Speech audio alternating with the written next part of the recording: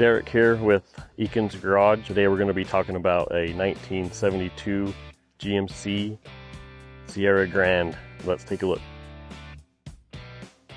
So one key feature on this truck is we did the 35 1250s on American Racing classic wheels. I think they turned out perfect for this truck. So to fit the 35s on this truck, we went with a 6-inch lift, tough country, soft ride lift kit. Turned out great on this truck. So here, if you haven't noticed, it's got a 502 badge on it in the factory location, but these never came with a 502.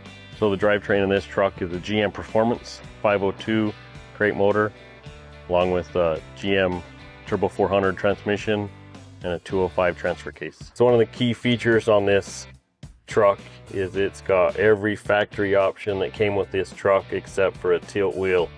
It's got the tack in the dash, got the vacuum gauge down here on the cluster, wood grain trim.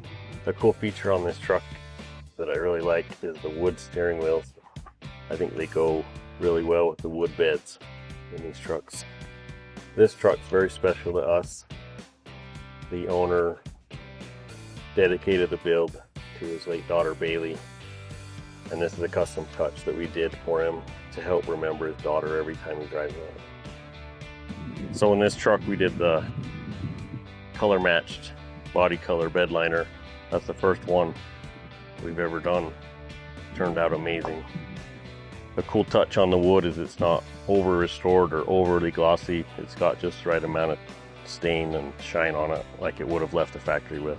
A custom touch we do here at Ekins Garage is we chrome plate all the wear points to where you don't see any chipping paint or wear marks. So on this truck we have a custom blend of additional upgrades that didn't come from the factory, but we feel like we built all of our cars exactly how the owner wants them to be.